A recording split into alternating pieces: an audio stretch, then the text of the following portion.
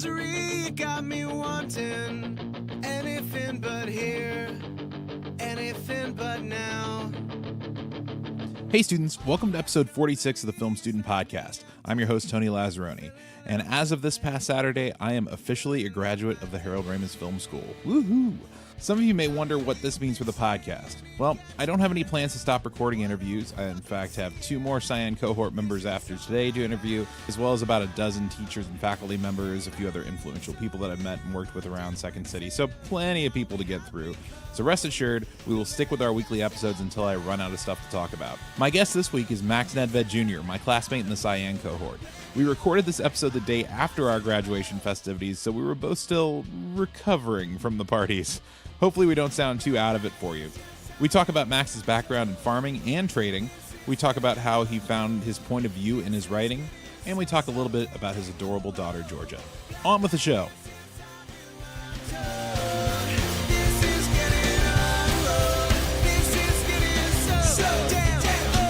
I started doing improv at Second City back in, I think, 2011 or 12. And did the whole improv program there, did the writing program, did some acting, a couple of acting classes, and some workshops. And You told me at one point you had some of our teachers in other classes, right? Like, didn't you say you had Dale beforehand, or in one of those classes, one of the writing classes, or? no, I had a couple friends, like Kelly Johnson was of She's in Red. She was in my writing course from I think 3. So 1, 4, and 5, and then we put on a show together with that group. I think in 2016, and yeah, we had talked. She had gotten into the program, and I just kind of. She suggested that I said that I should do it, so I got in somehow. I don't know. I mean, according to Dale, I'm not funny, so I don't know how I got into the program. But it was according to Dale, term 1. But that's also because you use children in a yes. in a video. Yeah, Georgia was. So I do have a daughter. She's almost 4. Her name's Georgia, and I'm guessing that's probably what got me into it, because I also piggybacked off her. She was a big part of my the submission video, and and yeah, she's pretty awesome. You're just getting Lynn, Julia, Megan, Colleen to go, "Aw." Yeah, exactly. It's like, yeah, anybody that knows Georgia or has been around Georgia, she knows that she's pretty adorable. So yeah. There are some kids that are slightly annoying or challenging, but Georgia's not one of them. She's pretty awesome. What made you go back to do, or not go back, but what made you do the Second City classes to begin with? So when I moved out to Chicago after college, I'm going to kind of go back a little bit to explain, to get to your answer. I graduated shortly after 9/11, and I graduated in management information systems and economics, and I was searching for jobs, and I literally, like, they were like, we need 5 years of experience. I'm like, I've been in school for the last 5 years. And so I literally packed my bags into my car, drove to Chicago. I lived in a sunroom off of like Montrose and Clark of one of my friends that I had lived out here during an internship. And I was paying $300 for rent. I had a mattress on the floor and a box with my clothes and my guitar. And I lived like that. And I went knocking on doors, essentially. Like, this is back before the internet, and I mean, the internet was around, but like, you didn't have the headhunters and things like that. The tools that are available now. Yeah. Yeah. And so I went knocking on doors of people that I had worked for or knew from the Chicago Board of Trade, and got a job trading. And I did that for a very long time. I've always been into music and was kind of doing music on the side for a very long time, pretty much since I started playing guitar when I was a teenager. And so I've always been, like, interested in the creative world through arts. that. And so one of my friends that I used to trade with his name's John Grady. He got out of trading, like he cashed out and moved back to Florida because he hated the winters in Chicago. He started playing music. He released like five albums. And during the course of those releasing those albums, he released music videos for those albums. So I would go and play, be in the music videos because I could play the music and it looked authentic. And so you weren't playing on the recordings. You were the backing band for for his to make it look like he actually had a band because he wrote, produced, did everything himself. Yeah.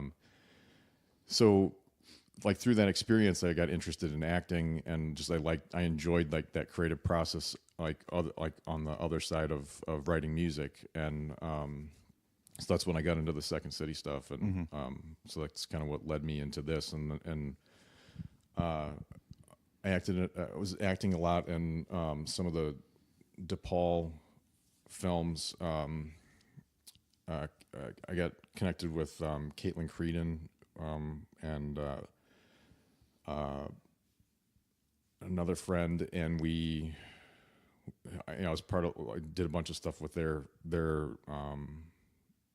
graduate films, and so I just kind of wanted to get on the other side of the camera and see what the process on the other side, because I've been on in music, I've been on the writing side and doing that for a very long time, and then got on the other side with the production and and learning one helps learn the other. Yeah, exactly. I was talking with Rachel about that last week about she went through and worked at every role in the building at Second City effectively, but it makes you better at the job that you do and end up in eventually, because you have all the experience of understanding how everyone else around you works and or needs to work in order for that position to be successful. So it's I think if you learn how to do both in front of and behind the camera, you're better for it.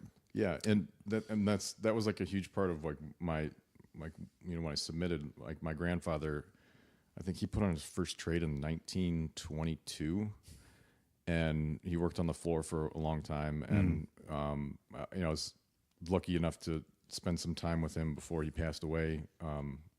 When I was doing a job as a plumber's helper for a summer internship, and it wasn't an internship; it was a job that I had,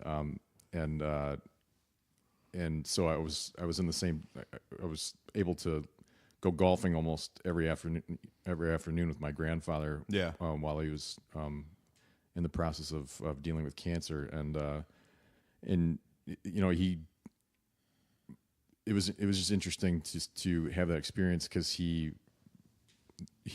threw out a lot of wisdom and life advice, because he was at the end of his, and it was the same kind of thing. He was a farmer, he was a trader.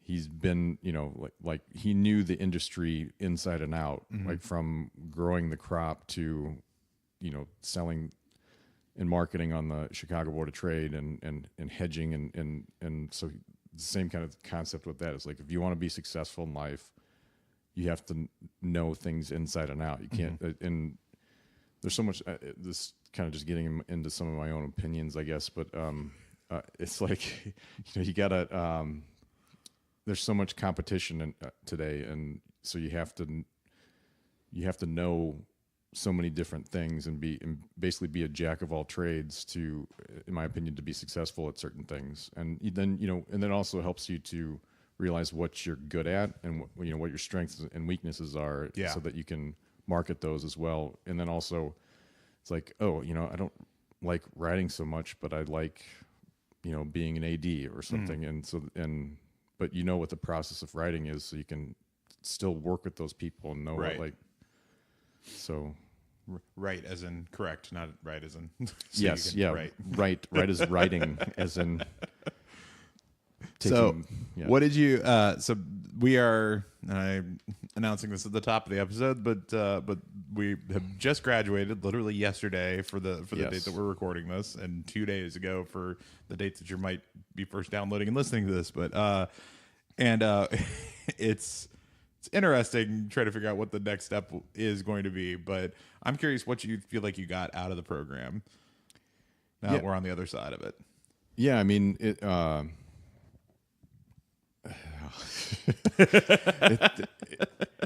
and I'm not saying that because I don't like. It's not that I got anything out of it. It's like this is the first time in a year I've been like I just sat down. I didn't do anything today.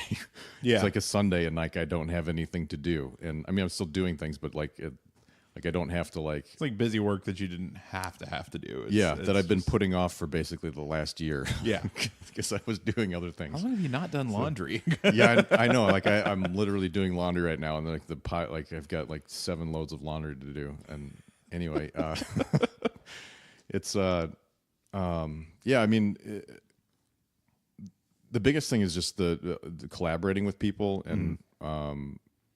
We really did like, and this is one of the things that I feel about Second City in general. It's like there's so many cool people. There's so many unique individuals that bring their own voice, and that's a big part of of just life in general. Like being around like-minded people, and and I mean I think that's probably what I'm gonna get the most out of is just the people, like the faculty, the staff at Harold Ramis, and Second City, and it's just the people are such a huge part of it. And as far as like the program, I think it helped to get me to a point where I could find my own voice and or find what what I have to say and what what I can help people see the truth in something and be able to laugh at it and find your unique angle. One of the things they told us earlier on was tell the story that only you can tell. Yeah, that which is I remember that from Rachel's class term 1 of find the thing that only you have the experience of, because even if you maybe the most vanilla person out there and feel like your experiences are the same as everybody else's, there's something that you've gone through that you've been a part of, or that you've known somebody that went through, or there's something you were close to that nobody else has as a part of their story. And it's not to say that you have to tell that story, but that informs your point of view, that informs what your individual style that you may bring to the table.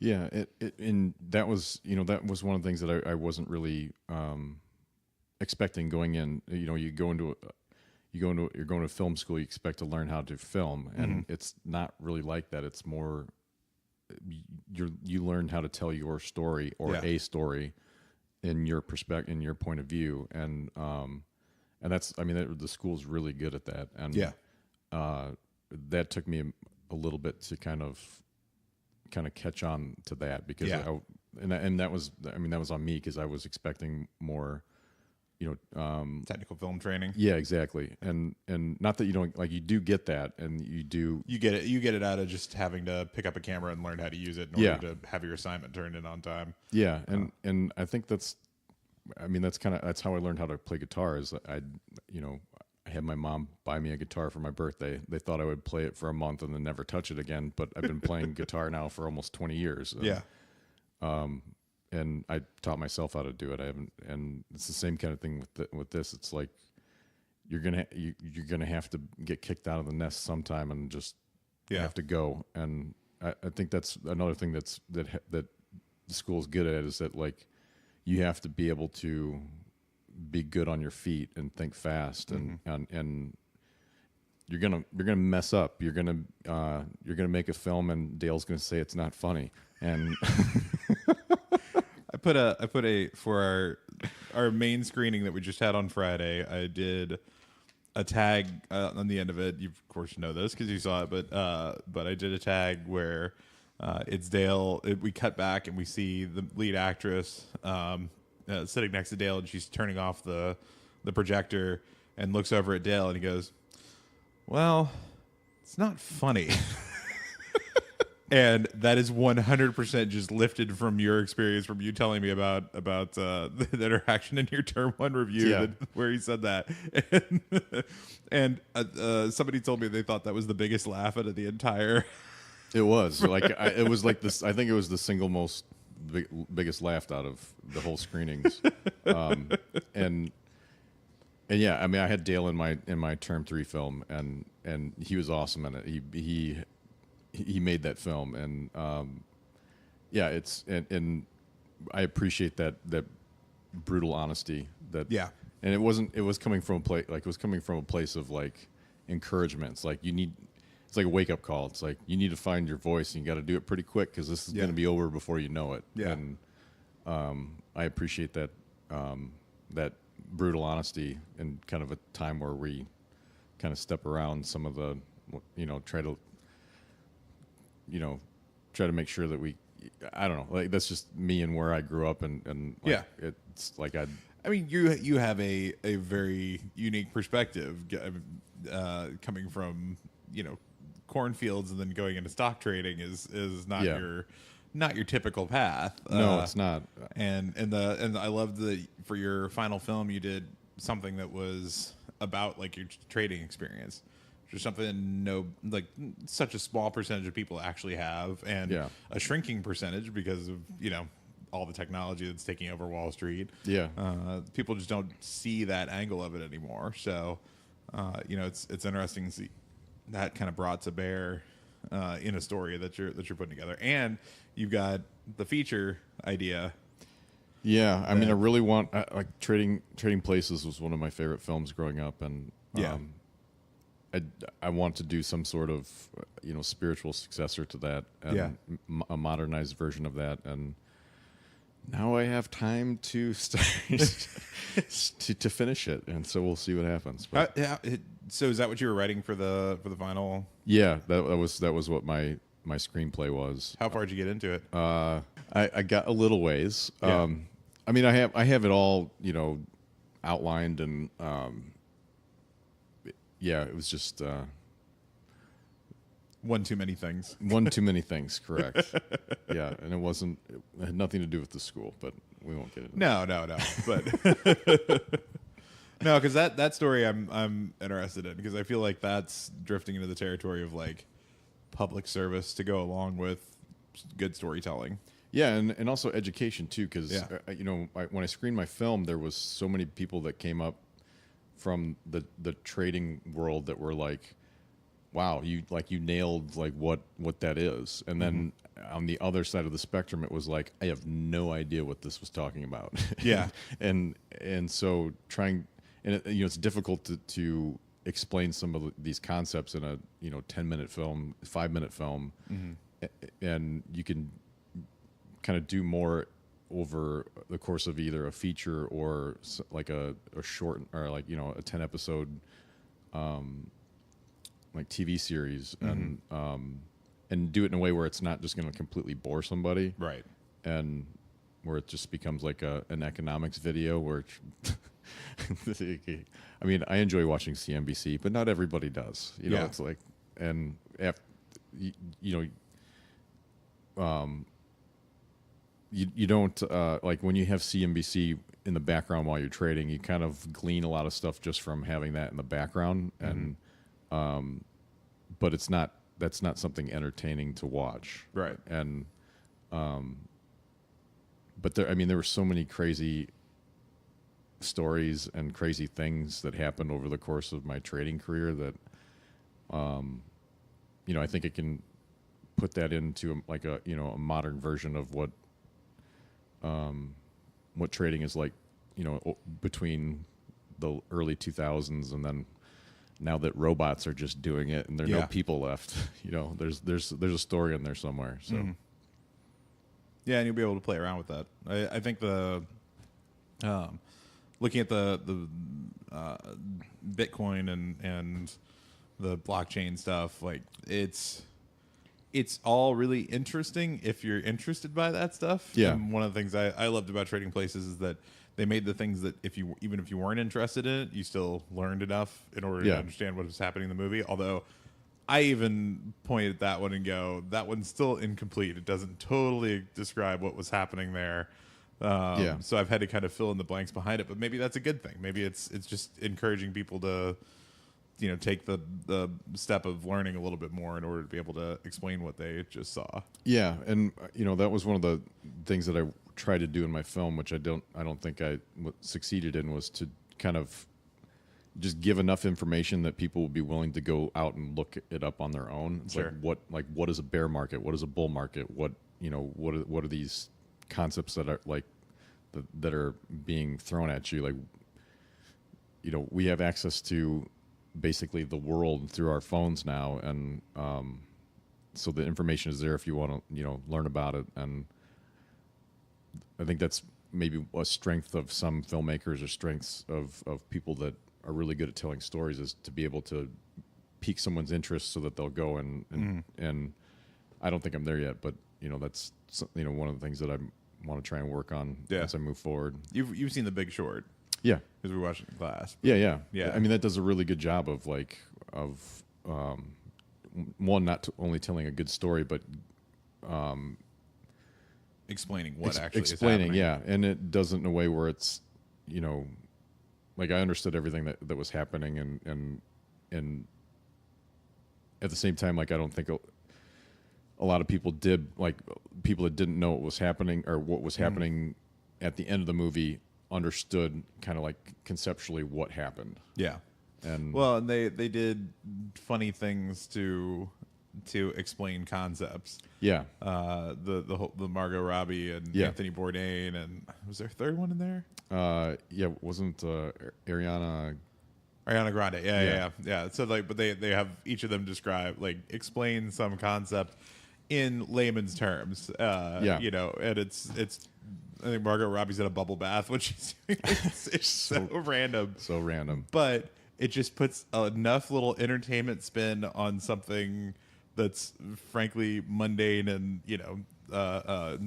academic about it, but it still makes it work. And that's something that if I do end up doing this thing with the cryptocurrency, that would be a unique way of explaining things to people without having to give them the basic information that they need to understand what's happening over explaining something, and then they get bored and lose interest in watching. Big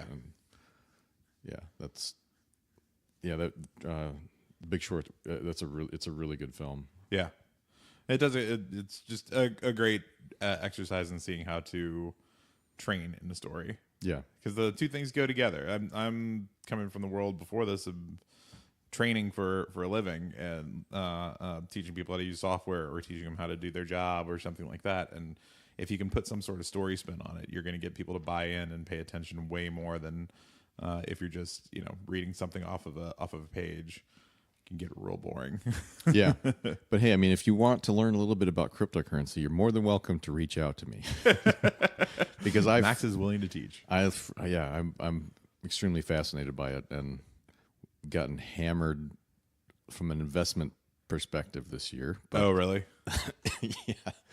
I mean, Bitcoin's gone from almost 20,000 down to 3,000. Yeah. Since January of last year. And there's not a way to short Bitcoin. There is, but I don't know if anybody would be interested in even knowing about that. Yeah, I don't think the general audience is going to be like, "Hey, how do I short Bitcoin?" Well, I'm going to tune into this film school podcast to find out how to short some Bitcoin. Yes, well, friend, here you can get on the derivatives exchange and. Sorry, we can go off topic. We've done this before in buy other some. episodes. You want to buy some puts and. Already lost in the terminology. You used one term. I'm already gone. Yeah. So buy some puts. Put the mic down. So what's your next move? What's your next step now that you've finished out the program? I'm sure you've gotten this question 1,000 times, just like all of us have. Yeah. So, I mean, I have, short-term goals and long-term goals. The short-term is, I really like my term 2 film, so I want to finish that. it's got the, it just needs a few things to be finished, and I'm going to do some reshoots on that, and then work on this, cryptocurrency, trading places type screenplay. And then so one of actually a friend of mine, Zach Fishman, who used to be my boss at one of the first companies that I worked at, that trading that my term 3 is loosely based off of. Yeah. He owns Showpup Networks, I believe it's called, and I had no idea. And he must have. I haven't connected with him in a while, and we recently connected, and we're grabbing lunch soon. And so I don't know. I might see if there's some sort of collaboration we can do with him. Yeah. Because I know that there's a lot of even if it's starting something on my own, and because I do I come from a business background, so I do like the business side of things. Otherwise, I wouldn't have been doing it for as long as I have. And so it's kind of, and I'm hoping to work with the people that are still around, staying around Chicago from our cohorts and from the school, which I think is a good chunk of us. I don't think there's too many that leave. Like even Carly was talking about leaving, and then she just announced that she's sticking around for the foreseeable future too. So I think it's most of us that are going to be here. Yeah, and I definitely want to make this boxing video with Bridie, because she's... What is this? All right, you two started talking about this last night that I heard. What is the boxing video? How's that one going to work? I don't... We were... So was it her term 2 film? With the boxing? With the or was it just done it a couple times, but because I want to say there were 2 of them, because she did that the music video thing that's just like a video set to music, like the entry video. She also did the a most unlikely pair. She did the 90s. Was that the one where it was boxing, and then in the she's garage? boxing at one point in time? In that film. Okay, she's got a couple where the boxing end of it comes into play. Well, the thing is, I can tell just by her form, she legitimately knows how to box. Yeah. And her form is impeccable. And I'm and I did some just boxing as well, and for working out and things. But I'm we should do something, because I enjoy boxing. So it's we were just thinking about how we could make something to play with that, and because it's I don't know, you're a musician as well, and when you see people on film that have no idea how to play music, and they just look stupid when they're trying to fake it, and whereas something like La La Land, did you see? I haven't seen it. When he legitimately played the piano for that. Oh, really? In one of these parts, it looks so much better when people know actually in the it's moment. real. Yeah. So it's well, hey, we both can do it, and it looks real. So let's see what we can make that would be funny. That was the big thing behind what was it, Les Mis that they did a few years ago, that Hugh Jackman and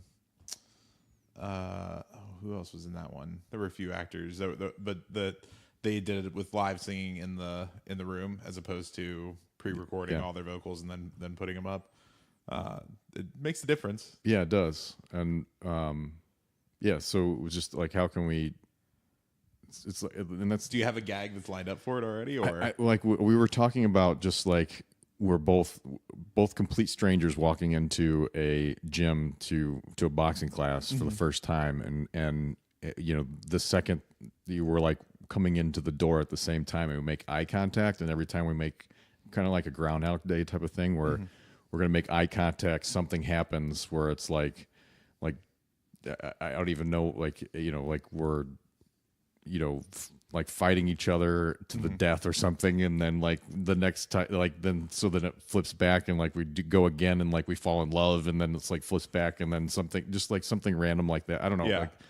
This was obviously a This is a 5-minute collaboration session. So far, but I mean, the fact that you're still thinking about it the next day, like there's something there. Like, yeah, and exactly.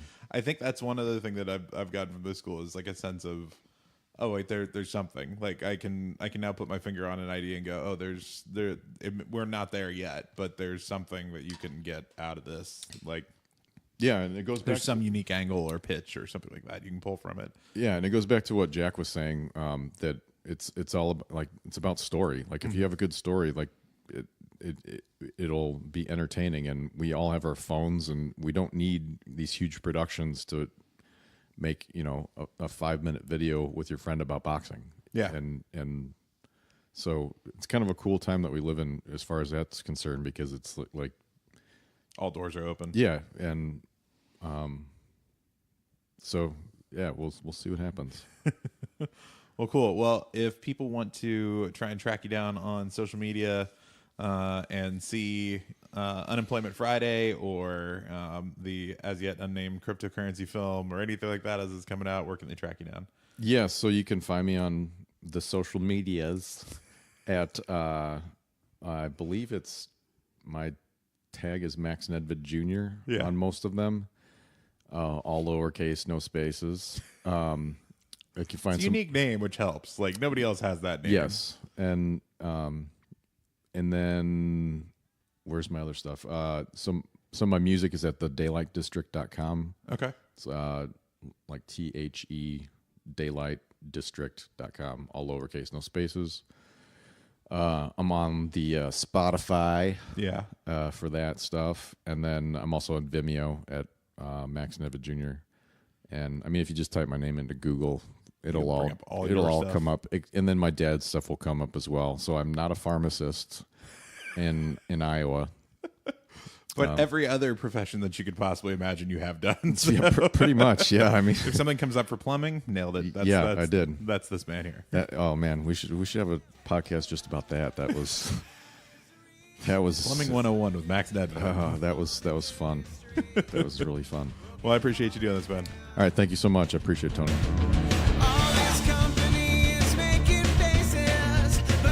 And that was Max Nedved Jr. Thank you to Max and to the Harold Ramis Film School and the Second City staff for their help. The song on this week's episode was Misery by Derek Evry. Find more of Derek's killer music at derekevry.com. That's DEREKEVRY. This show is recorded and edited by me, Tony Lazzeroni. If you want to hear more from me and my classmates, teachers, and a few special guests, make sure to subscribe to the podcast. If you have questions or comments, send us an email at filmstudentpod@gmail.com or find us on Twitter and Instagram at filmstudentpod. And be sure to check out some of my and my classmates' work at filmstudentpod.com, where you can also find links to all of our past episodes. See you all next week. Class dismissed.